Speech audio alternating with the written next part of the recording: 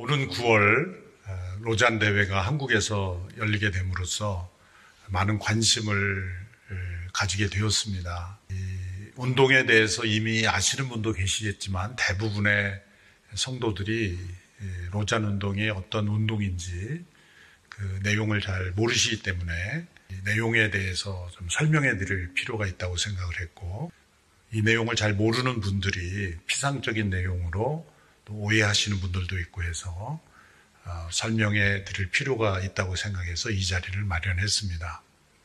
제목이 세계 복음주의 흐름과 로잔 운동이라고 제가 이름을 붙였는데, 로잔 운동은 이게 세계 복음주의 선교 역사적인 배경을 가지고 태어난 운동이라는 측면에서 세계 복음주의 흐름을 이해해야만 이 로잔 운동을 올바로 이해할 수 있기 때문에 이런 제목을 잡게 된 것입니다. 트리니티의 케빈 벤 후저라는 교수님이 참된 교회란 반드시 복음주의적이어야 한다, 그런 말을 남겼는데 저는 매우 중요하다고 생각합니다. 참된 교회란 성경적이어야 하죠. 그러면서 동시에 복음주의적이어야 된다. 복음적인 교회가 되어야 된다라는 표현과 복음주의적이어야 된다라는 표현이 좀 다를 수가 있습니다. 같은 의미지만 보다 섬세하게 정교하게 표현한 것이 복음주의적이어야 된다라는 표현이죠. 그런 의미에서 우리는 이제 복음주의가 무엇인가, 이것을 명확하게 규명해야 될 필요가 있습니다. 저는 이 강의를 준비하면서 복음주의, 이반젤리컬리즘이라는 단어가 과연 타당한가, 복음이라는 단어에 무엇 주의, 이즘으로 규정하는 것이 혹은 이 복음을 이념화시키는 것이 아닌가라는 의구심이 저 자신에게 들었기 때문입니다. 이는 우리가 칼빈주의 혹은 칼뱅주의라고 할 때 칼뱅에 대한 책을 읽어보면 칼뱅이 죽기 얼마 전에, 몇 개월 전에 그런 용어가 돌아다니고 있다는 것을 알게 되었다고 하면서 노발대발했다고 하죠. 어떻게 내 이름을 붙여서 주의라고 말할 수 있는가. 칼뱅주의라는 말은 없어져야 된다라고 그렇게 말했지만 사라지지 않은 것은 그 당시에 성경적인 교회관, 목회관, 또 신학을 규정할 때 무엇인가 이름을 붙여서 규정 지을 수밖에 없기 때문에 결국은 이 칼빈주의라는 말이 형성이 되었고 흘러내려왔던 겁니다. 그 칼빈주의의 3대 신학자 중에 한 사람이 아브라함 카이퍼라는 신학자도 칼빈주의 강연이라는 책에 보면 이 용어 자체를 칼빈도 동의하지 않았고, 나도 사람의 이름으로 주의라고 하는 것을 말하는 것이 내키지 않지만 성경적 사상을 표현할 수 있는 적합한 다른 방법은 없다. 그래서 나도 이 용어를 사용한다라고 말함으로써 칼뱅주의라는 말이 형성이 된 거죠. 그러면 복음주의라고 할 때 그것은 칼뱅주의라고 말하는 것보다 훨씬 더 중요한, 칼빈주의가 추구하는 것보다 훨씬 더 근본적인 용어가 될 수 있습니다. 또한 두 번째 우리가 던질 수 있는 질문은, 역사적으로 다양하게 이 복음주의의 모습이 나타나는데 그것을 엄밀하게 정의하는 것이 가능한가? 칼빈주의는 복음주의입니다. 그런데 복음주의의 특성이 칼빈주의에서 다 나타나지는 않습니다. 그건 개혁주의도 마찬가지고 오순절주의도 마찬가지고, 그래서 역사적으로 웨슬리안주의, 또 칼빈주의, 또 개혁주의, 이런 용어들이 이제 많이 형성이 되어 나왔는데, 복음주의는 그 모든 것을 공통적으로 묶을 수 있는 그 용어이지만 교파가 추구하는 어떤 그 주의가 복음주의와 완벽하게 일치한다라고는 볼 수가 없습니다.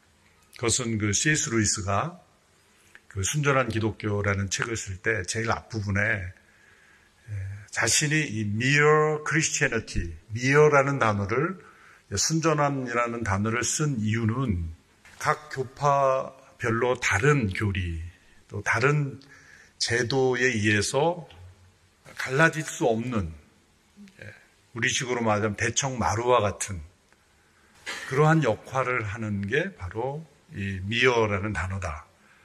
그리고 각 교파와 따른 교리, 또 다른 제도들은 각 방에 각기 다른 그런 어떤 특징들을 가지고 있는 그런 각 방이라고 한다면, 자신이 지금 말하고 있는 미어 크리스티애니티는 바로 마루의 역할을 하는 것이다. 마당의 역할을 하는 것이다.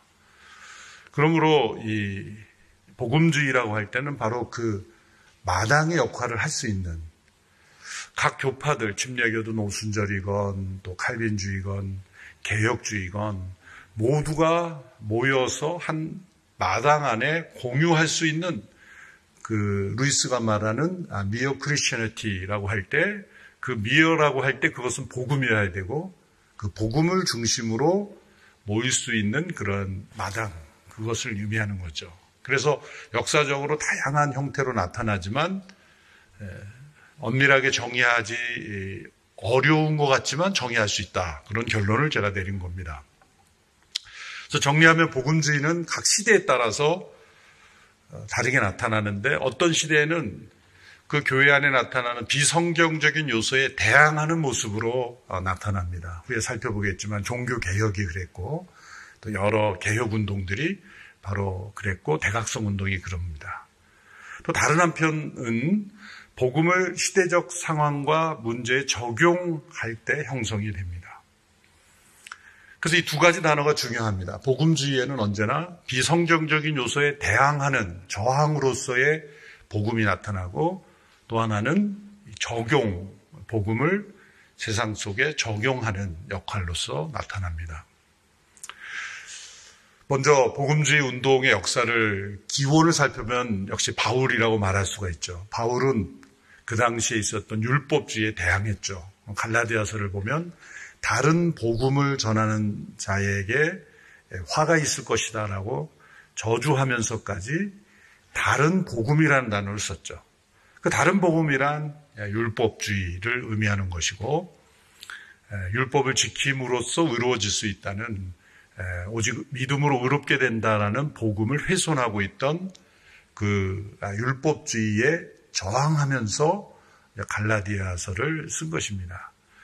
그래서 루터가 쓴 그 주석을 보면 갈라디아서 주석이 훨씬 더 두꺼울까요? 로마서 주석이 훨씬 두꺼울까요?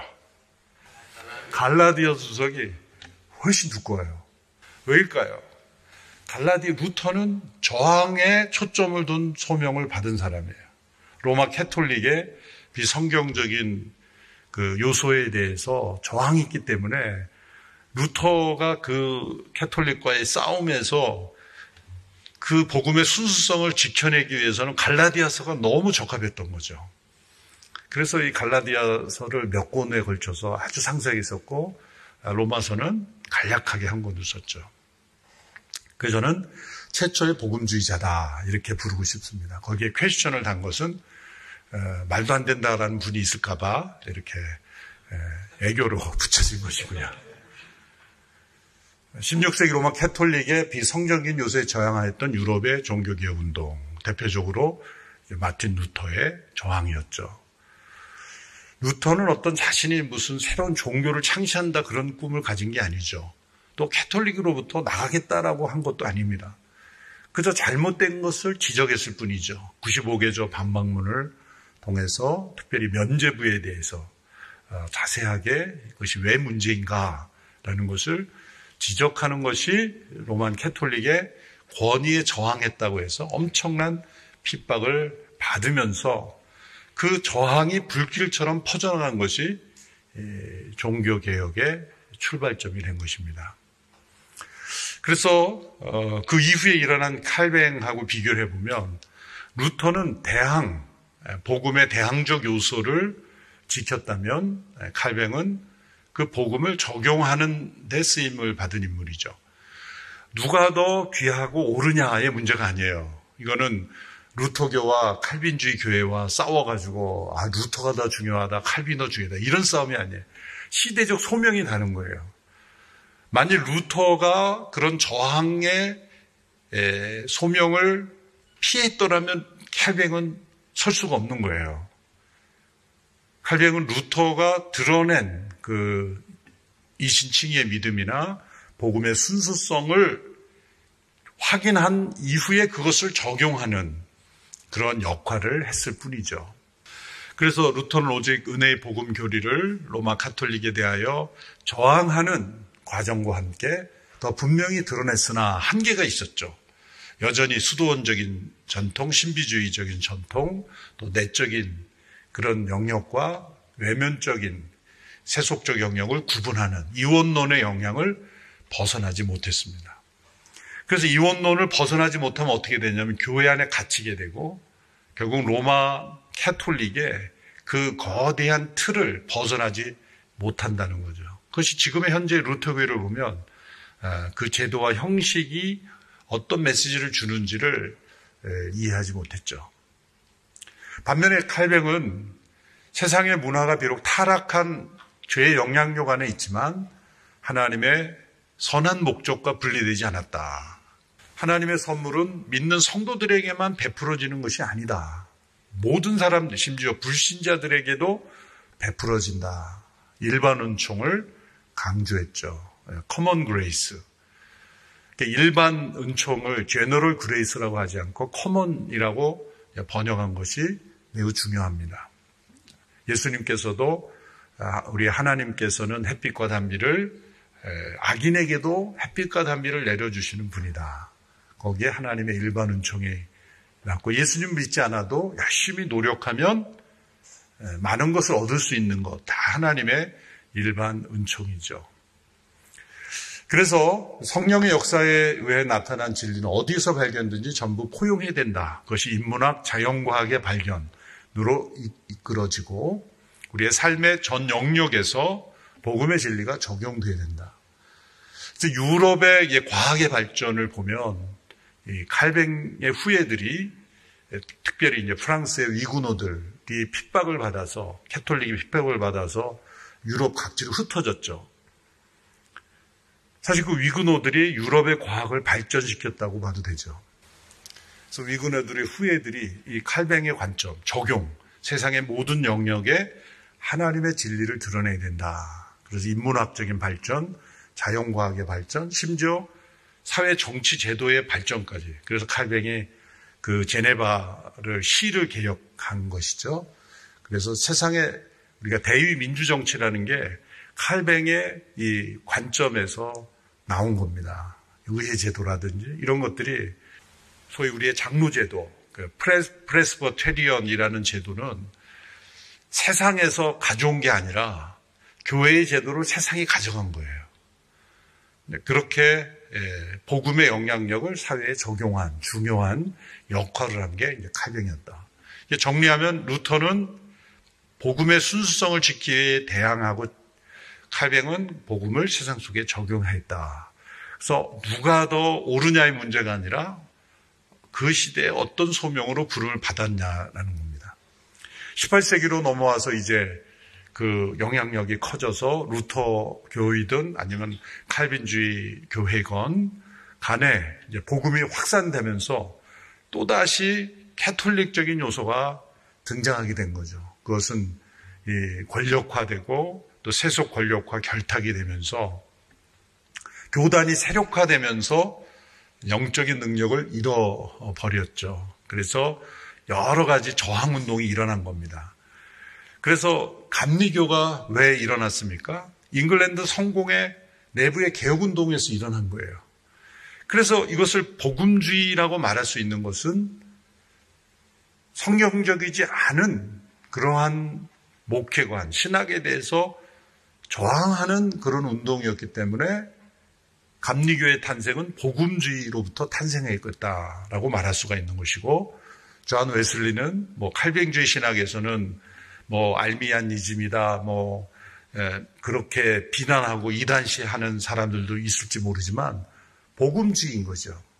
또 뉴 잉글랜드에서 국교회처럼 되어버린 청교도 회중교회에 대해서 일어난 것이 제1차 대각성 운동인 거죠. 조나단 에드워드의 뉴 라이트 운동이라든지 이런 운동들이 다 복음주의 운동입니다. 이것들이 다 보면 그 시대 교회의 문제점을 지적하면서 일어난 겁니다. 또 대표적으로 네덜란드의 아브라함 카이퍼를 들 수 있는데 1883년 국가교회가 카이퍼의 그 전기를 읽어보면 국가교회에서 비성경적인 그 지시를 계속 내립니다. 그래서 아브라함 카이퍼가는 원래 이 자유주의 신학으로 박사학위를 한 사람이에요. 그 라이덴 대학인가 거기서 박사학위를 할 때 그 신약학 그 교수가 그렇게 강의했다는 거죠. 아직도 예수님이 진짜 부활했다고 믿는 사람이 있나요? 그렇게 할 때 그 아브라함 카이퍼 맞지? 아직도 부활했다고 믿는 바보가 있나? 그렇게 동의했던 학생이었어요. 근데 이제 우연한 게 카이퍼가 이 칼뱅의 어떤 관한 논문을 쓰게 되면서 관심을 가지다가 자신이 목회하게 된 한 교회에서 어느 여자 성도가 반발을 했죠. 나는 당신의 설교를 듣지 못하겠다. 당신의 설교는 성경적이지 않다. 복음적이지 않다. 신방을 갔을 때 야단을 맞으면서 정신이 깬 거예요. 그 자부심을 가지고 내 설교가 얼마나 학구적이고 얼마나 잘 준비됐는가 자신만만했던 카이퍼가 한 여자 성도에 의해서 풍지박산이 나면서 그게 복음적 회심의 계기가 된 거죠. 그래서 다시 공부하게 되고 성경의 권위 또 복음의 중요성 이런 것들을 스스로 깨닫게 되면서 칼뱅주의 신학자가 된 겁니다.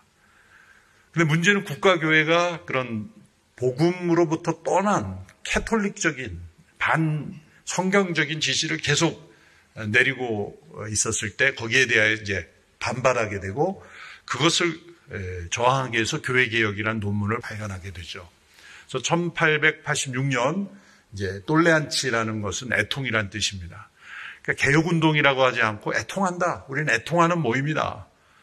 그래서 확산이 되어서 많은 교회들이 함께 모이게 된 거예요. 처음부터 분리해서 내가 교단을 만들겠다라는 분리 운동이 아니었고 그저 현 국가교회가 이처럼 성경에서 떠났다는 걸 슬퍼하면서 그냥 애통하는 사람들의 모임인데 그것이 네덜란드 개혁교단이 된 거예요. 그리고 그것이 미국에 건너가서 칼빈 신학교를 만들고 미국의 CRC 교단이 된 거죠. 보면 이것도 뭐예요? 저항이었죠. 저항. 한편으로는 저항이면서 또 다른 차원에서는 적용이었다라고 말할 수가 있습니다. 사실 그 이전에 그 영국에서도 성공의 가운데 존 스토트와 마틴 노이존스 목사님이 성공회 내에서도 복음주의자들의 모임이 있었어요. 그래서 두 분이 함께 일을 했죠. 성공회라는 조직을 떠나지 않으면서 그 안에 복음주의자들의 모임이 있었는데 어느 때 이 두 분이 갈라서게 됐냐면 존 스토트는 성공회를 떠나서는 안 된다. 이건 교회의 유니티를 깨트리는 것이다. 라는 입장이었고 마틴 노이존스는 더 이상 성공회라는 조직에 갇히게 되면 희망이 없다. 이제는 아브라함 카이퍼처럼 우리도 개혁을 추구하는 복음주의 교회들의 모임으로 나가야 된다. 그렇게 주장했습니다. 그러나 존 스토트의 영향력이 훨씬 컸기 때문에 마틴 노이존스가 분리주의자로 낙인이 찍히면서 두 분의 관계가 끊어졌죠. 역사적으로 지금 시점에서 평가해보면 누가 옳았냐? 저는 노이존스가 옳았다고 봅니다. 왜냐하면 지금 영국의 성공회가 지금 동성애를 다 합법화하는 데 앞장섰고 영국이 급속도로 이교도화된 이유, 영국의 교회가 몰락한 이유는 복음주의 교회들이 쇠퇴해서 그런 겁니다. 저는 그때 예전에는 어디선가 글을 읽었을 때는 역시 존 스토트가 옳았다 그렇게 생각을 했는데 지금 제가 평가할 때는 그때 로이 존스 말을 듣고 그 그룹이 영국의 복음주의 교단을 만들었다면 영국 교회는 달라졌을 것이다. 저는 그렇게 생각을 합니다. 제가 이 이야기를 우리 마틴 로이드 존스 후임인 R.T. 켄달 목사님께도 물어봤어요. 그래서 그 일로 인하여 로이드 존스가 마음에 큰 상처를 입고 또 교회적으로도 많이 어려웠다라는 얘기를 들었습니다. 이처럼 때로 결단을 내려야 될 때는 내릴 때가 있는 거죠. 그렇다고 제가 여러분들께 우리가 새로운 교단을 만들자 그렇게 충동하는 것이 아닙니다. 또 이걸 오해하지 마십시오. 이제 19세기에 들어서면서 유럽에서 일어난 자유주의 신학, 소위 고등 비평, 역사 비평을 비롯한 여러 비평적으로 성경을 보는 그런 시각이 전 세계를 휩쓸고 있었습니다. 거기에 반발하여 이제 근본주의라는 운동, 성경의 권위를 지키는 데 앞장섰지만 또 다른 면에서 이제 근본주의는 반문화적인 시대의 변화, 또 일종의 비평적 성경 연구 가운데 예를 들면 문학 비평이라든지 문학적 요소로 성경을 우리가 이해하는 데 있어서는 도움이 되는 게 있는 거거든요. 그런 거를 완전히 배제하고 학문적 사고를 완전히 닫아버리는 이제 근본주의적인 사고가 있을 때 그것이 세상 속에 적용되지 못하는 그런 문제가 일어났습니다. 그래서 반지성주의 혹은 반문화주의의 이 양극화가 일어난 거예요. 그래서 한편으로는 자유주의 신학, 한편으로는 근본주의 신학. 이 양극화가 일어났을 때 이제 일어난 운동이 이제 복음주의 운동이다. 그래서 신복음주의 운동이라고 맞추는데 그거는 뭐 꼭 신이라는 말을 붙이든지 안 붙였든지 그건 중요한 게 아닙니다. 이 일에 앞장선 사람이 이제 칼 헨리라는 분, 해롤드 오켄가라는 분, 이 두 분이 이제 풀러 세미나리를 시작했죠. 이 풀러가 미국 복음주의, 그러니까 자유주의와 근본주의 사이에서 복음주의를 주창했던 중요한 중심지가 됩니다.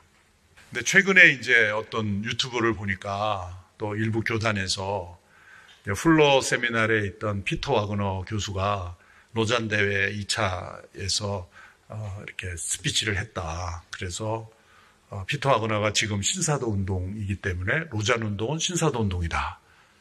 이렇게 이제 연결을 시키는 게 돌아다녀가지고 한 교단에서는 교단 총회까지 논의가 됐었어요. 근데 보시면 이 시점이 중요한 거예요. 지금 20세기 초반에 이 풀러 세미나리는 복음주의를 대변하는 기관이었고 그 몇십 년 전에 풀러 신학교의 피터 와그너는 복음주의자였어요. 후에 그분이 변질된 거죠. 사도직이 현대에도 동일하게 직분으로 있다라는 것을 주장하면서 선을 넘은 그러한 이탈이 일어난 거죠. 그것은 어느 신학교회나 한두 사람의 교수가 신학적으로 변질돼서 이탈하는 사람은 늘 있게 마련이에요, 역사적으로. 근데 그 당시에 피터 와그너는 복음주의자였고 누구도 의심하지 않는 영향력을 미치고 있었습니다. 그런데 그 역사적으로 그것을 지금 적용해서 피터 와그너가 로잔 대회에서 2차 대회에서 1989년도에 스피치했기 때문에 로잔 운동이 신사도 운동과 관련돼 있다. 그렇다면 1980년대 우리 한국교회를 이끌었던 중요한 분들은 다 풀러 신학교 목회학 박사 출신입니다. 그럼 한국교회 이끌었던 풀러 졸업한 분들은 다 신사도 운동에 참여한 분이래요. 그런 논리로 말하자면 그건 말이 안 되는 거죠. 또 한 분의 중심이었던 빌리 그레함과 빌리 그레함 전도협회, 그 다음에 크리스천리티 투데이 이런 기관들이 복음주의 운동을 이끌었던 중요한 내용입니다. 그래서 복음주의자들이 한 일이 뭐냐? 첫째, 복음의 순결성을 지키기 위해 저항한 거죠. 그래서 그 당시에 여러 그 유럽의 자유주의 신학자들과 싸우면서 현대적 개념에 저항하면서 또한 동시에 칼뱅이 추구했던 것처럼 현대의 문화에 적극적으로 참여하며 함께 참여했다는 것이 중요한 것입니다. 그런 가운데 이제 1947년에 칼 헨리라는 분이 쓴 복음주의자의 불편한 양심이라는 책이 발표된 거죠. 근데 사실 원제를 보면은 그 펀더멘털 리스트의 불편한 양심이에요. 그거를 왜 복음주의자의 불편한 양심이라고 번역했는지는 모르겠지만 칼 헨리가 그 당시만 해도 근본주의에 속한 사람이었다는 거죠. 그런데 내가 근본주의자의 노선을 지키면서 자유주의에 대항하면서 성경을 지킨다고 했지만 내가 어느 순간인가 사회에 대한 무관심, 또 사회에 대한 책임성을 잃어버리면서 반문화적인, 폐쇄적인 사람이 되어가고 있다는 것에 대하여 각성을 하는 거예요. 그래서 불편한 양심, 이건 자기 자신의 자서전적인 고백인 겁니다. 그래서 복음주의가 사회적 책임에 대하여 침묵하는 것에 대해 각성을 촉구하는 책들이 나오기 시작합니다.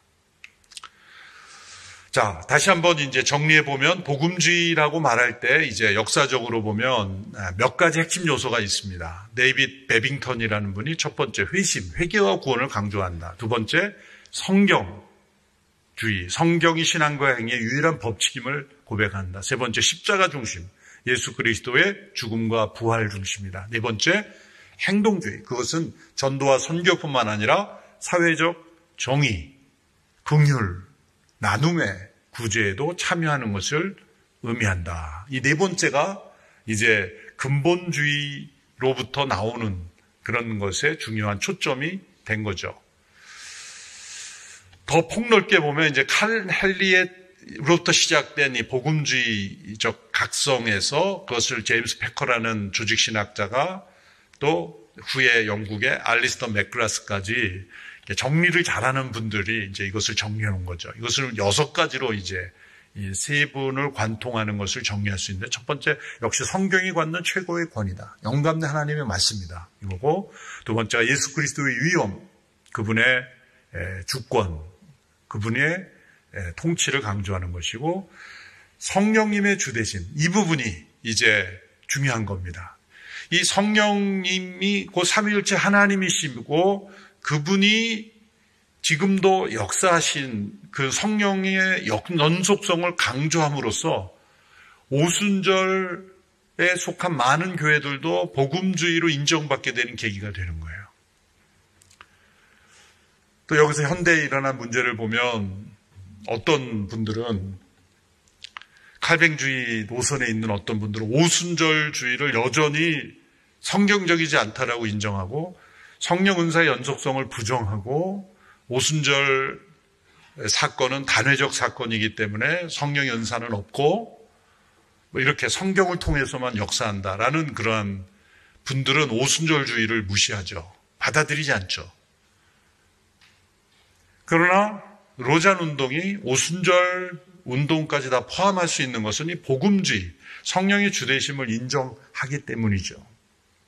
구체적인 성령에 대한 교리가 약간은 다를 수가 있지만 근본적인 성령의 주되심을 인정하는 것이 복음주의라고 말할 수가 있습니다. 인격적 회심의 필요성, 복음 전도의 우선성, 그 다음에 6번째가 기독교 공동체의 중요성, 연합의 중요성을 말하는 거죠.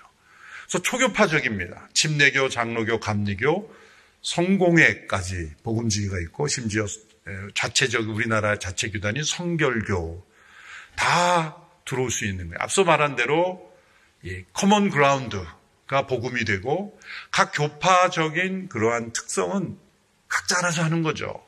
뭐 예를 들어서 여성 안수를 줄 것인가 말 것인가, 세례를 뿌릴 거냐, 물에 풍덩 담글 거냐, 그런 것들은 각자 교파에서 알아서 하는 거예요. 그것을 복음의 핵심적인 요소로 생각하지 않는 거예요. 그러지 않고는 어떻게 연합할 수 있습니까? 그것을 복음의 핵심 요소로 받아들이는 교단이나 교파들이 있어요. 그럴 땐 연합이 안 되는 거죠. 예를 들면 여성 안수를 인정하는 교단의 목사님들 모임에는 절대로 오지 않는 거예요. 그런 모임에 같이 교제도 안 하는 거예요. 그건 뭡니까? 분리주의자가 되는 거죠. 그러면 장로교는 물을 뿌리고 침례교는 물에 풍덩 빠지는데 나는 저렇게 물에 빠지는 사람들 싫어.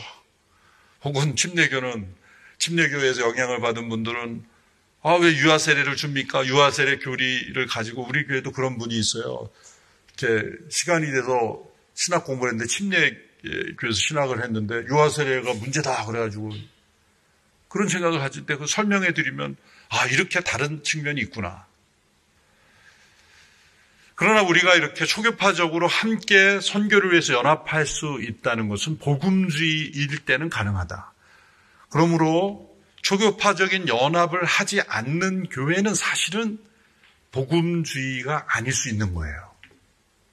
여러 가지 요소가 있지만 한 교단과 교파의 신학에 갇혀 있을 수가 있다는 거예요. 그러므로 복음주의 운동 그 자체가 하나의 에큐메니컬 운동인 거예요.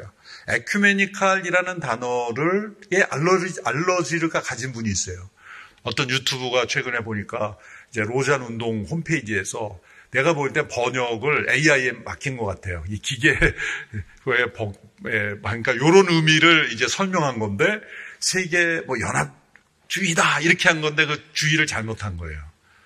세계 연합주의, 연합해야만 그 성경적이다라고 말하는 것을 지나치게 강조한 나머지 복음의 순수성이 없어도 연합만 되면 된다. 그게 연합주의잖아요. 복음주의는 그게 아니에요. 복음이라는 중요한 아까 말씀드린 4가지든 6가지든 핵심적인 요소를 우리가 공유하고 있을 때 함께 연합할 수 있는 거죠. 그러니까 이 복음의 순수성과 협력을 함께 할 때 복음주의라고 말할 수가 있는 건데 그런 연합운동을 한다라는 것을 오해해가지고 공격하는 분들이 있죠. 그래서 복음주의는 한 특정 교파나 한 신학체계만을 독점적으로 따르지 않고 양보할 수 없는 복음적 핵심 진리를 공유하는 이들과 교파를 초월하여 함께 협력한다. 무엇을 위해서? 세계 복음화를 위해서. 이것이 복음주의의 특징입니다. 그래서 복음주의의 매력을 보면 근본주의에 결여된 문화변혁의 비전이 있습니다. 여러분 온누리교회 한 목사님께서 창립하실 때 5가지의 목회 철학을 했는데 여러분 아세요? 성경 중심, 복음 중심, 그리스도의 문화를 심는 교회라. 그리스도의 긍휼을 베푸는 그런 내용들이 보면 성도들은 어떻게 보면 성경적인 거 당연히 복음 당연한 말씀이라고 되겠지만 여기에 나오는 단어 하나하나가 복음주의 특징을 요약한 거예요. 근본주의에 결여된 문화 변혁의 비전을 품고 있다. 그래서 저희가 문서 사역도 하고 CGN을 통해 영상 사역도 하고 이렇게 문화 변혁에 함께 참여하고 있는 겁니다. 반면에 자유주의가 강조하는 이 지적 근면성에 결코 뒤지지 않습니다. 교파적 독성과 분파주의에 휩쓸리지 않습니다. 그럼 마지막으로 복음을 선포하는데 헌신하되 세계 복음화를 위한 네트워크가 가능하다. 이것이 복음주의의 매력입니다. 다시 역사적으로 거슬러 와서 1945년이 중요한 해인데 2차 대전이 끝나는 해였고 우리나라에도 이제 광복이 선언된 해였지 않습니까? 근데 1945년부터 이제 복음주의가 뚜렷하게 등장이 시작하는데 그것은 뭐냐면 선교와 전도, 구제, 영적 갱신의 영역에서 다양한 네트워크가 전 세계적으로 형성이 됩니다. 특별히 2차 대전 이후로 인해서 유럽이 완전히 망했잖아요. 엄청난 난민, 그때 700만 난민들이 유럽에서 일어났어요. 그때 발벗고 나선 분들이 복음주의자들입니다. 거기 보면 이반젤리컬 얼라이언스 릴리프 펀드 또 YFC 이런 단체들이 일어나서 유럽을 도왔어요. 자, 그러면 이 전쟁으로 인해 무너진 유럽을 도운 것은 구제 영역에 속하죠. 그럼 복음주의자가 유럽에 복음을 전할 때 복음 전도가 우선이니까 빵이 중요한 게 아니라 사람이 빵으로만 살 것이 아니라 말씀으로 살 것입니다. 그리고 전쟁으로 굶주린 유럽 사람들에게 설교만 했느냐? 그렇지 않았다는 거예요. 빵을 줬다는 거예요. 그러니까 배고파 굶주려 위기에 처한 사람들에게 빵을 먼저 주었다. 이게 복음주의자들의 행동이었던 거예요. 이게 사회 참여의 한 모습이죠. 그러니까 복음 전도가 먼저냐 사회적 참여가 이거 갖고 논쟁하는 건 어리석은 거예요. 그런 상황에 따라서 무엇이 더 우선되어야 되는가는 그 상황에 따라 다른 거죠. 빵만 주고 복음은 안 전해도 된다. 그거는 잘못된 거고. 또 복음을 전했으니 이제 빵은 안 줘도 된다. 이것도 문제인 거예요. 이걸 분리시키는 것 자체가 어리석은 것이고 이거 두 가지가 통합된 것이다 라고 봐야 되는 거예요. 그래서 유럽의 복음 전도에서 이 구제가 먼저 앞섰다는 것이 매우 중요하고 여기에 복음주의자들의 활동이 있습니다. 우리나라에도 YFC 전도자였던 밥 피어스가 월드비전을 시작했잖아요. 또 빌리 그레함도 YFC 출신입니다. 그러니까 YFC로부터 많은 그런 복음주의자들이 나타났습니다. YFC 전도자였던 빌리 그레함 전도 집회의 지도자가 전 세계 영향력을 확장했죠. 1980년대까지 전 세계를 순회했죠. 여의도 광장에 모인 인파들입니다. 그때는 버스를 타고 그 당시에 분들의 얘기를 들어보면 여의도로 가는 모든 버스에 다 크리스찬들이 타가지고 찬양을 부르면서 교회 수련회 가듯 그렇게 갔다는 거예요. 얼마나 그 부흥의 열기가 큰지를 알 수가 있죠. 그런데 빌리 그레함 전도 집회에서 사실은 착각하면 안 되는 것은 빌리 그레함이라는 분이 왔기 때문에 이렇게 많이 모여들었는가? 그거는 저는 역사 왜곡이라고 생각을 해요. 그거는 교만이라고 생각해요. 왜냐하면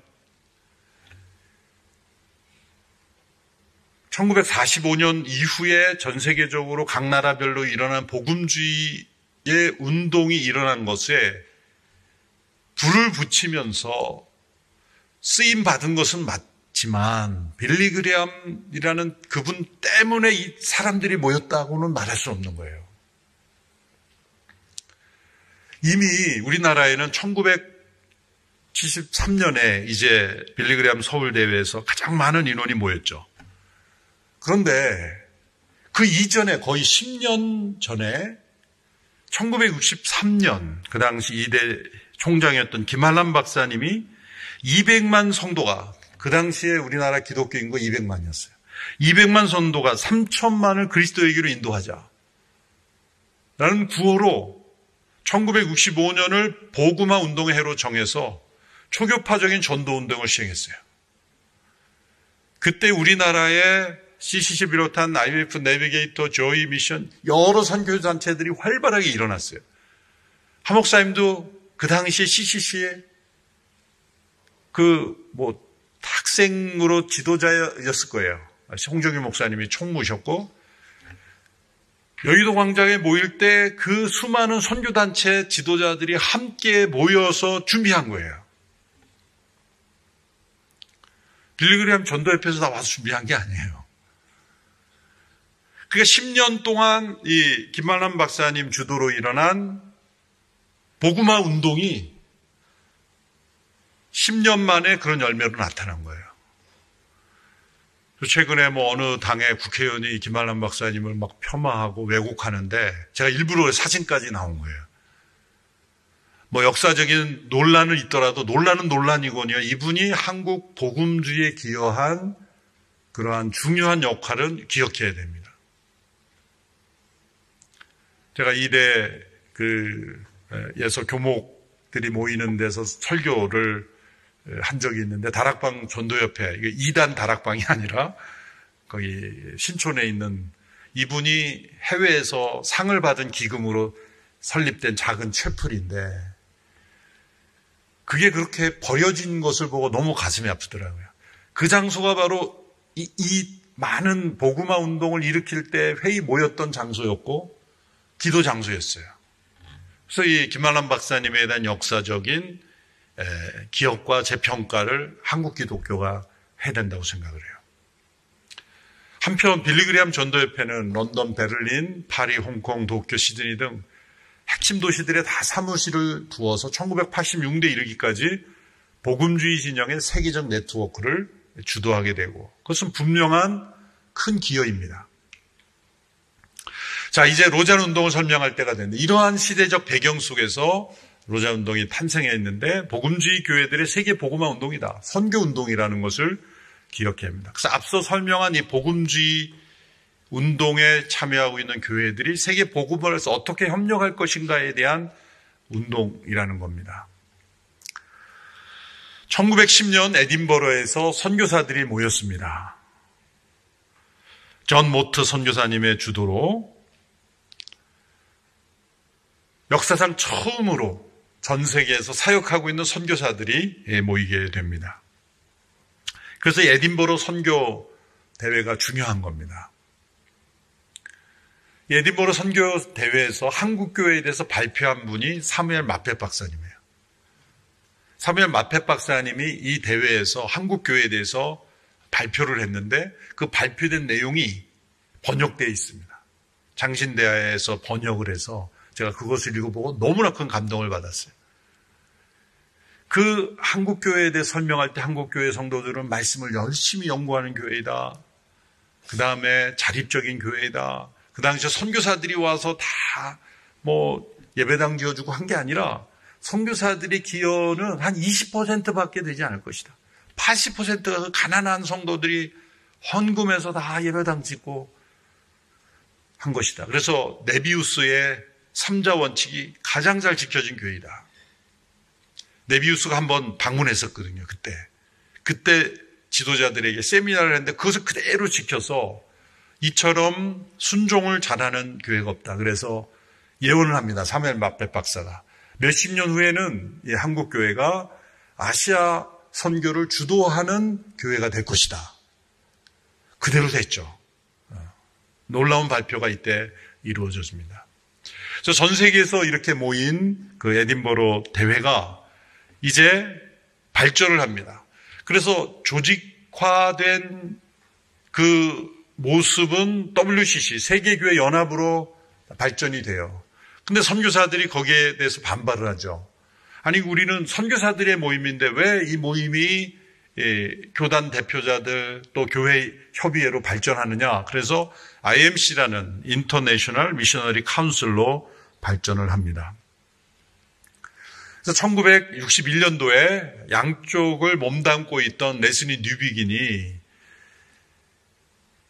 선교는 교회를 통해서 이루어져야 되고 교회 중심이 선교해야 되기 때문에 이게 분리하는 게 맞지 않다. 그래서 통합의 노력을 하죠. 그런데 그 통합이 잘 된 거냐 잘 되지 않은 것은 제가 후에 말씀드리겠지만 결국 후회를 하게 됩니다. 왜냐하면 WCC에서 세계 복음화를 위한 선교가 사회 정치적으로 해석됐기 때문입니다. 이 부분에 대해서는 WCC에서 모든 것을 제가 여기 자리에서 말하고 싶지 않고 특별히 선교 신학이 별짓는 것은 분명합니다. 그래서 이 복음주의자들이 에딘버러 대회에 모였던 선교적 열망을 가졌던 그 사람들의 갈망이 더 깊어지게 됩니다. 그래서 WCC 선교신학의 변질에 대한 대응이 일어나게 됩니다. 1966년에 베를린에서 열린 빌리그리암 전도협회 주최 세계 전도회의, 여기에 우리나라 대표로 한경직 목사님, 조정남 박사님 이런 분들이 참여합니다. 그때 모이게 되고 1971년 이제 빌리그리암 주도로 모든 복음주의자들이 하나 되어 모여야 된다라는 것을 합의합니다. 1971년도에. 그래서 몇 년의 준비를 거쳐서 74년도에 첫 번째 모이게 된 겁니다. 반면 WCC는 1968년 웁살라 대회에서 선교를 규정할 때 인간화와 정치적 해방으로 정의하게 됩니다. 자유주의 신학의 전성기를 맞이하게 된 거죠. 그래서 복음주의의 위기감이 고조됐습니다. 제가 앞서 설명한 대로 이 복음주의는 저항, 성경적이지 않은 것에 대한 저항과 성경을 세상에 적용하는 이 저항과 적용이 끊임없이 두 바퀴처럼 굴러간다고 했죠. 자유주의 신학의 선교 신학에 영향을 미친 게 선교는 인간하다. 그래서 타종교인 전도하지 마라. 강요하지 마라. 대화만 해라. 타종교인들에게 복음을 전해서 회심시키려는 것은 합당하지 않다. 그냥 그 자체로 인정해라. 이 종교다운주의로 흐르게 되는 거죠. 위기감이 일어난 겁니다. 그래서 당시에 WCC 독일 교회의 대표자이었던 피터 바이어하우스, 이분은 선교를 구속적 관점에서 인본주의 관점으로 전환시켰다라고 하여 반박으로 1970년 프랑크푸르트 선언문이 발표된 겁니다. 보시면 이제 빌리그리암 전도 집회를 중심으로 일어난 베를린 모임이라든지 71년의 그런 모임, 또 70년도에 프랑크푸르트 선언, 이런 것들이 WCC의 선교 신학에 대한 반발이 여기저기서 일어나기 시작한 거예요. 그러면서 복음주의자들의 모임의 필요성을 가지게 된 거죠. 존 스토트도 역시 그 당시까지만 해도 WCC에 함께 참여했던 분입니다. 영국 대표로. 그분이 쓴 책 가운데 이런 문구가 나옵니다. IMC가, 이것은 선교사들의 모임이었죠. IMC가 다시 WCC의 품으로 들어갈 때 1961년의 이야기죠. 선교가 WCC와 그 소속 교회들의 중심이 될 것이라고 말해줬다. 그러나 결국 선교는 사회 정치적 단어로 해석되어 주변부로 밀려나게 되었고, 그 결과 1910년 에딘버러의 꿈은 외면당했고 결국에는 사라져 버리고 말았다. 이게 존 스토트의 말입니다. 또 레슬리 뉴비긴, 이 통합의 주역이 되었던 레슬리 뉴비긴의 생각입니다. 뉴비긴은 IMC와 WCC가 통합된 이후에도 선교에 있어서 교회의 중요성을 계속 강조하였으나 세속과 사상의 물결과 허켄다이크의 선교학을 이 WCC의 선교가 교회를 배척하는 것으로 오도되면서 깊은 상처를 받는다. 그러니까 호켄다이크의 선교학이 WCC의 선교신학이 주축을 이룬 거죠. 그것은 교회를 철저히 비신화화해야 한다. 성경에 나타난 기적들을 다 빼야 된다는 거죠. 과학적으로 증명할 수 있는 것만 받아야, 비신화화 신학, 그 자유주의 신학을 받아들인 거죠. 기독교는 세속적인 운동이라는 것을 토대로 생각하게 된 거예요. 여기에 깊은 상처를 받죠. WCC 다원주의 경향과 타문화 선교 약화에 대해서 비판적인 견해를 가지게 됩니다. 이거는 레슬리 뉴비긴의 자서전에 나옵니다. 아직도 끝나지 않은 길이라는 책에 보면 이렇게 고백합니다. 웁살라 대회는 여러 면에서 나를 산산이 부숴버린 모임이었다. 전체 집회는 온통 경제적 불의와 인종적 불의의 문제로 채색되어 있었다. 분위기는 분노로 가득했다. 우리는 집단적으로 지옥의 구렁텅이 위에서 흔들리고 있었다. 복음의 메시지는 거의 들을 수 없었다. 아니, 어떻게 이런 그룹이 그처럼 쉽게 세뇌당할 수 있을까 하는 궁금증이 몰려왔다. 엄청난 말이죠. 은퇴 이후에는 버밍엄에서 선교사역을 신학적 인종차별이라고 묘사하는 성직자에게 이렇게 충고했어요. 신학적 간음을 조심하라. 선교를 신학적 인종차별이라고 말하는 사람에게 신학적 간음을 조심하라. 이게 1960년대 말의 이야기입니다.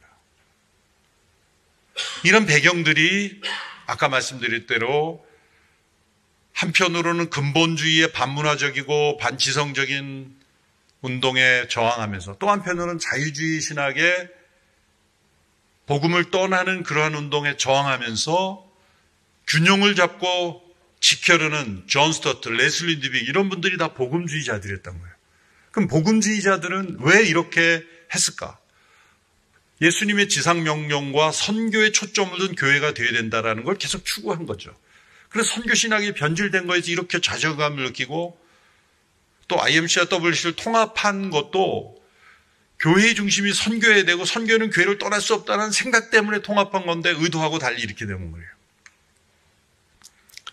1973년도 CWME, 이것은 IMC와 WCC가 통합되고 나서 WCC 산하의 선교와 전도위원회를 CWME라고 말합니다. 방콕에서 오늘의 구원이라는 발표가 있었는데 선교 현장에서 선교사에게 받은 오늘의 구원에 어떤 의미가 있는가라는 도전을 던졌습니다. 그러니까 1960년대, 70년대에 보면 전 세계적으로 권력과 탄압, 착지로 인한 고통의 시대였죠. 베트남 전쟁, 중국의 문화 대혁명을 통한 학살, 체코 프라하의 봄, 케네디와 마틴 루터 킹 목사 암살, 이렇게 보면 사회적으로 전 세계적으로 매우 혼란했던 시대예요. 그러니까 복음주의자들은 이러한 시대의 아픔을 느끼고 우리가 어떻게 행동해야 되는가를 생각했지만, 근본주의자들은 세상과 나는 간 곳 없고 구속한 주만 보이도다, 그 찬송을 부르면서 그냥 무관심했던 거예요. 자유주의자들은 이러한 문제에 몰입되어서 복음을 떠나 어떤 사회 정치적 제도와 문제로 이걸 해결하려고 했던 거예요. 그러니까 이 양극화의 틈바구니에서 해결책을 찾아보자라고 모인 게 로잔 운동의 시발점이 된 거예요. 자, 여기에서 한번 지금까지 제가 말씀드렸던 것을 정리해 보면, 제일 먼저 출발점이 제일 좌측에 있는 이 에딘버러 선교대회입니다. 역사상 처음으로 전 세계 선교사들이 모인 대회라고 했죠. 여러 모임이 거쳐서 1948년 이 세계교회 협의회로 발전하게 됩니다.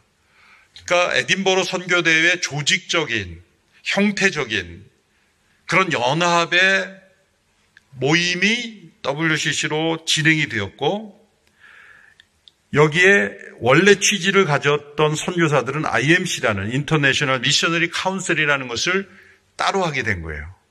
그래서 이 에딘버러 선교대회가 두 갈래로 갈라진 겁니다. 교회 중심의 연합체와 선교 운동 중심의 선교자 연합체로 두 갈래로 나눠진 거예요. 그래서 앞서 말씀드린 대로 레슬리 뉴비긴이 한 일은 뭐냐면, 1961년도에 뉴델리 대회 때 이 두 가지가 다시 합쳐져야 된다. 교회가 건강해지려면 선교가 중심이 돼야 되기 때문에 합쳐져야 된다라는 취지로 이것을 합쳤는데, 아까 말씀드린 대로 그 뜻대로 되지 않았다, 변질되었다라고 얘기하는 거예요. 그게 바로 이 1968년 웁살라 대회에서 나타난 거죠. 그리고 CWM이 이렇게 통합된 이후에 이제 월드 미션과 이반젤리즘을 담당하는 그 위원회가 CWM인데, 아까 말씀드린 방콕 대회에서 발견된 오늘의 구원, 여기서 종교다원주의적인 선교관이 발표가 됩니다. 아까 말씀드린 피터 바이어하우스 박사의 프랑크푸르트 선언, 1970년대 이런 문제들. 아래쪽을 해서 여기에 보면 이반젤리컬 얼라이언스, 또 인터디나미네이셔널 포린 미션 어소시에이션, 월드 이반젤리컬 펠로십, 이런 여러 단체들이 모인 겁니다. 이게 나름대로 이 흐름에 대해서 우리가 방향을 찾고자 하는 여러 노력들이 있지만 산발적으로 일어났지 구심점이 되지 못했다는 거예요. 역시 중심은 교회 조직 연합체로서는 WCC가 계속 주도하고 있었고, IMC가 통합됨으로써 탄생한 CWME도 역시 WCC의 선교 신학의 울타리를 벗어나지 못하고 있었다. 이로 인해서 1968년도에 웁살라 대회 충격을 받은 복음주의자들이 프랑크푸르트 선언을 하게 되고, 또 한편으로 방콕 CWME의 대회에 충격을 받은 그 대회에 대하여 우리가 복음주의자들이 하나로 힘을 모아야 된다는 의미에서 1974년 첫 번째 로잔 대회가 시작이 된 거예요. 처음에 로잔 대회는 로잔 무브먼트라고 하지 않고 로잔 커미티 온 월드 이반젤리제이션이에요. 그러니까 로잔에서 모인, 그러니까 월드 세계 복음화를 위한 로잔 커미티 이렇게 된 거예요. 그래서 LCWE라고 말했고, 두 번째 대회는 마닐라에서 1989년도 열렸고, 2010년 케이프타운에서 에딘버러 대회를 기념하는 100주년 대회가 열린 겁니다. 그러니까 로잔 대회 역사는 매우 짧은 거예요. 불과 50년, 이제 올해 50년밖에 되지 않는 짧은 것인데, 그 앞서 1910년부터 1974년까지의 그 64년 동안의 역사에 수많은 교회와의 소용돌이가 있었던 거예요. 그 소용돌이는 왜 일어났을까?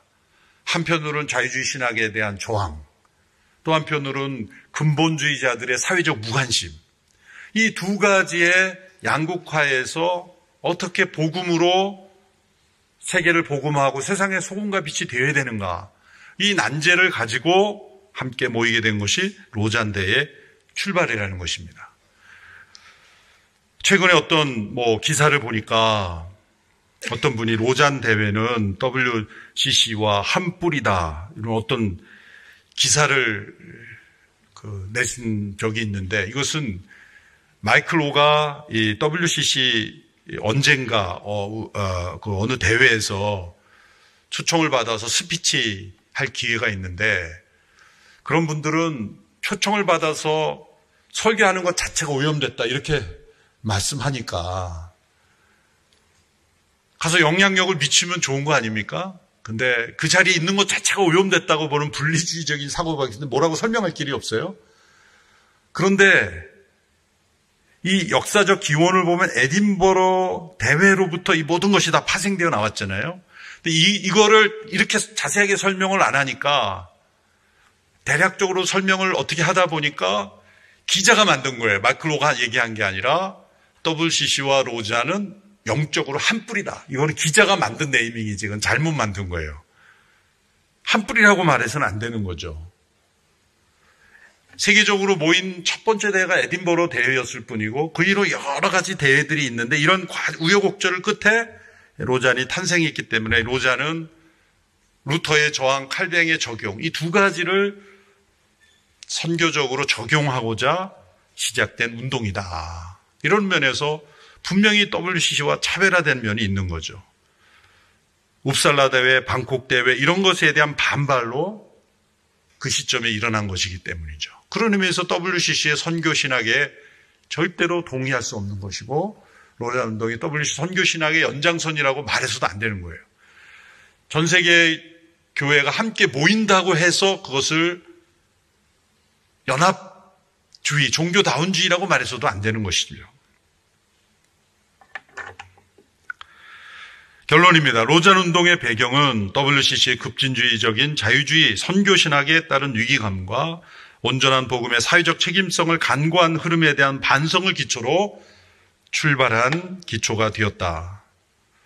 1차 대회는 1974년 스위스 로잔에서 150개국 2473명이 참석했고 50% 이하가 44세 이하의 젊은 분이었습니다. 그때 기획된 분이 잭 데인이라는 분이고, 리튼 포드라는 분과 폴 리틀은 영국 IVF 대표였고, 이 존 스토트와 빌리 그레함 사이에 이 모임을 주선하고 이 모임이 가능하도록 앞장섰던 분이 잭 데인입니다. 이때 빌리 그레함이 와이 로잔이라는 연설을 통해 로잔 대회는 교회 역사 속에 지속되어 왔던 복음 전도 전통의 연장선이다. 로잔 대회는 오직 한 분 주님께 순종하며 세상에 직면하며 하나의 과업을 안수한 하나의 몸을 추구한다. 전도의 핵심 요소인 성경의 원리를 다시 강조하고 복음 전도의 긴급성을 다시 확인한다. 왜 긴급성이라 했을까요? 그 당시에 사회적 그런 복음의 의미가 왜곡되는 것에 대한 각성을 촉구하는 거죠. 또한 로잔 대회는 정직하고 진지하게 미복음화된 세상과 그 세상을 복음하기 위한 교회의 자원에 대해서 논의해야 된다. 두 가지 특징적인 강의가 라틴 아메리카의 젊은 복음주의자들의 도전이 있었습니다. 사무엘 에스코바, 르네 바티아 이런 분들이 사회적 정의와 선교의 관계를 다룰 때 이념적인, 세속적인, 종교다원주의적인 왜곡된 정의를 부르짖는 사람과 달리 복음적인 성도들은 구제와 나눔, 그리고 구조적인, 예를 들어서 이 인신을 매매한다든지 이런 그런 모든 일에 우리가 무관심해서는 안 된다. 그래서 저도 인터내셔널 저스티스 미션 코리아의 이사로 참여하고 있는데 이 저스티스도 하나의 미션이 되어야 된다. 과거에 긍휼을 도와주는 긍휼 미션이 있고, 또 전통적인 우리가 교회를 세우고 제자 양육하는 그런 미션이 있고, 또 하나의 흐름이 저스티스 미션이다. 그래서 남미 속에 일어나고 있는 이 가난과 전쟁, 이런 것에서 하나님이 어떤 일을 행하신가를 우리가 할 때 존 스토트가 이분들을 세움으로써 우리만 편안하게 잘 살고 있다라고 안주해서는 안 된다. 그걸 일깨운 거죠. 사회적 책임을 강조한 거죠. 두 가지 특징적인 강조가 있습니다. 랄프 윈터가 발표한 미전도 종족 운동. 미전도 종족 운동, 이때 이후로 이제 우리 교회도 15개 미전도 종족을 입양하고, 미전도 종족 운동이 이 로잔대에 발표된 거에 근거해서 선교 패러다임이 됐죠. 그때 참석한 분들이 우리 조정남 박사님, 한철아 박사님, 김정한 목사님, 김옥길 박사님, 노복린, 조동진 목사님, 이런 분들이 다 참여했습니다. 74년 로잔대회는 카이로스적인 모멘트였다라고 말할 수가 있습니다. 여기에 보면 존 스토트가 집필한 그 로잔 언약에 보면 복음의 핵심적인 내용과 더불어 사회적 책임적인 요소가 담겨 있습니다. 5번이 그렇고요. 그리스도인 사회적 책임, 그 다음에 10장의 복음 전도와 문화, 11장의 교육과 리더십, 13장의 자유와 핍박, 이런 내용들이 복음 전도와 사회 참여를 함께 통전적으로 설명한 내용입니다. 크리스토퍼 라이트라는 박사님이 로잔 언약에 이렇게 코멘트했습니다. 크리스토퍼 라이트는 존 스토트의 후계자이죠. 로잔 언약은 하나님의 말씀이 시간이란 실제안으로 적용되는 방식으로 말해졌다는 점에서 하나의 예언과 같은 것이었다. 확신과 겸손, 하나님에 대한 신뢰와 인간 에너지, 비전과 현실, 주님의 행하심에 대한 기쁨과 인간 실패에 대한 절망, 전략적 사고와 성령의 인도, 지구적 비전과 지역적 행동, 말과 행동의 창조적 결합. 이게 보면 서로 상반되는 거잖아요. 확신과 겸손, 서로 때로는 상반되죠. 하나님에 대한 신뢰와 인간의 어떤 에너지, 비전과 현실, 전략적 사고와 성령의 인도, 때로 이건 정반대되는 거죠. 전 지구적인 비전과 지역적 행동, 이것을 창조적으로 결합시켰다는 겁니다. 그래서 로잔 운동의 핵심 특징으로 영원히 남게 될 것이다. 2차 로잔대 1989년 필리핀 마닐라에서 170개국 3천여 명이 모였습니다. 그때 마닐라 선언문에선 21개 신앙 고백과 12개 세부 항목이 발표되었습니다. 이때 나온 슬로건이 온 교회가 온전한 복음을 온 세상에 전하자라는 슬로건이었습니다. 이때 나온 게 이제 토마스 왕의 82,000 무브먼트죠. 그래서 미전도 전도 운동을 2000년까지 우리가 시행하자라는 비전을 제시했습니다.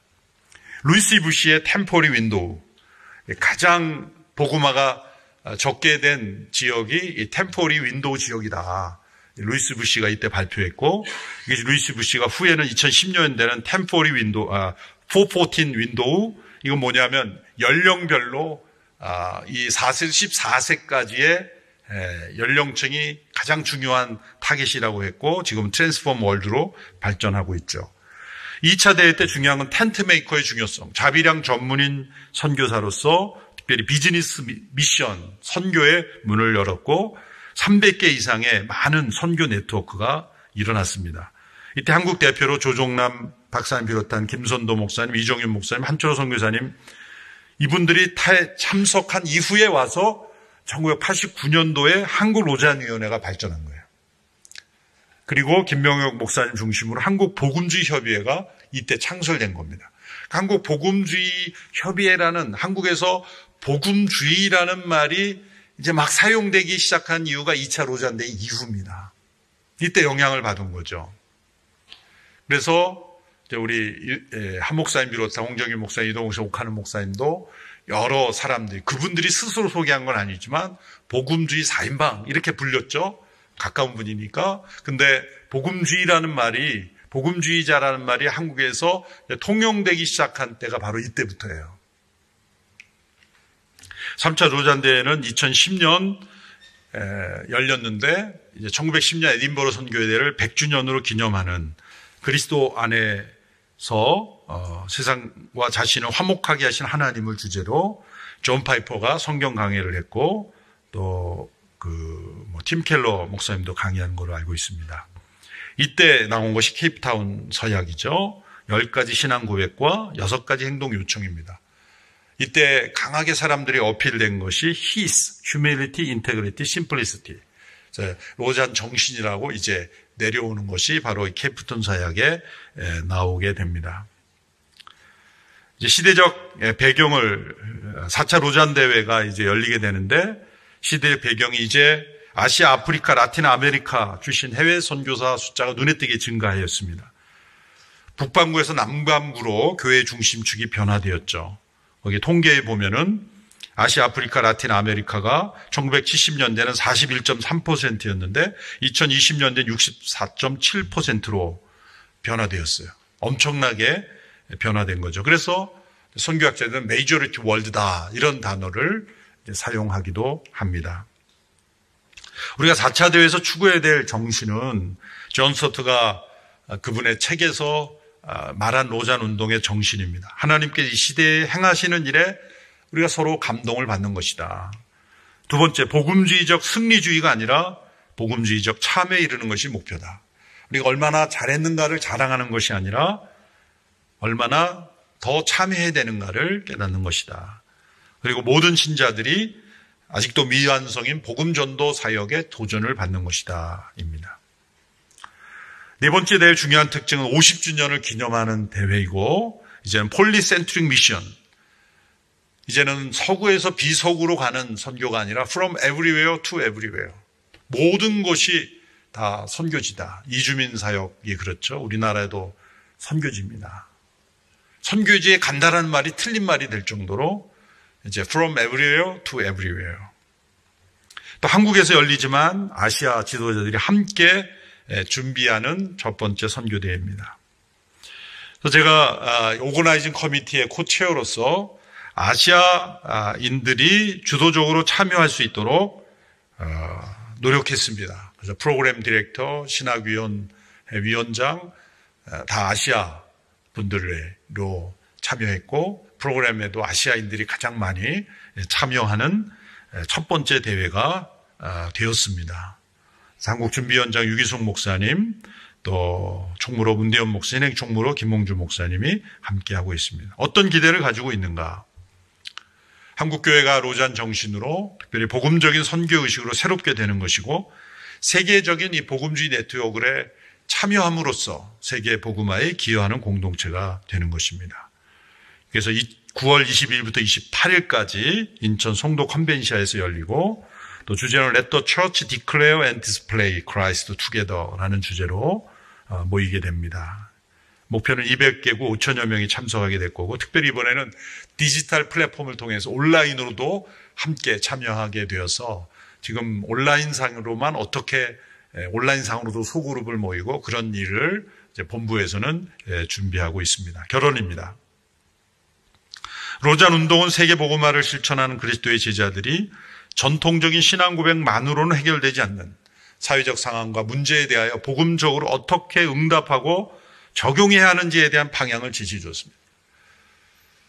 한편으로는 저항이고 또 한편으로는 적용이라고 계속 말했죠. 어떤 것에 저항해야 될까? 그것은 이 성혁명으로 일어나는 창조 질서를 무너뜨리는 것에 대해 저항해야 된다. 그래서 제가 신학위원회나 여러 지도자들에게 이번에 이 성혁명으로 일어난 창조 질서가 무너진 거에 대해서 우리가 강력하게 저항해야 된다. 왜냐하면 이 소셜 젠더 이슈가 강하게 퍼진 것이 사실 10년 아니거든요. 2010년대까지만 해도 유럽과 미국 그렇게 심해지지 않았어요, 사실은. 불과 몇 년 사이에 이렇게 세계가 창조 질서를 무너뜨리는 급격한 세계가 되었기 때문에 세계적으로 모이는 이 대회 이 부분에 강력한 우리가 의견을 표명해야 된다. 제가 주장을 하고 있고 지금 반영이 되도록 노력하고 있습니다.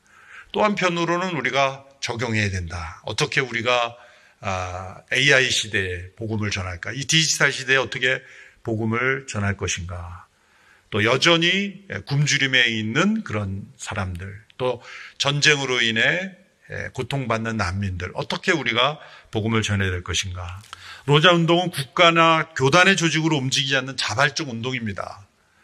그래서 정기적인 모임과 활동이 자주 없는 약점이 있지만 장점은 뭐냐면 선교적인 목회자들, 신학자들, 선교사들, 전문인들이 함께 모이고 한국 로자만 해도 신학생부터 모여요. 신학생부터 해서 전문인, 교수, 그룹, 담임 목사님, 선교사들이 한 자리에 모이는 유일한 모임이기 때문에 세계 복음주의 네트워크를 대표할 수 있다. 마지막으로 4차 로잔 대회를 한국에서 개최함으로써 한국교회가 세계 복음주의 교회 흐름의 중심에 있으며 이 대회를 통해서 주님의 지상 명령에 순종하는 세계 복음화의 비전과 실천이 계속해서 이어져 나가도록 해야 할 것이라고 생각합니다. 이처럼 전 세계에서 함께 모이는 대회를 할 때 왜 문제가 없겠습니까? 여러 가지 부족함과 또 미비된 점이 많이 나올 겁니다. 또 생각이 다른 사람들도 많을 겁니다. 그렇지만 복음주의는 반드시 연합을 추구하고 함께 복음화를 위해서 노력하는 특징이다라는 걸 기억하고 이번 로잔 대회가 세계 복음화를 위하여 쓰임받는 대회로 기억되도록 우리 성도님들께서도 함께 기도해 주시기를 바랍니다. 감사합니다.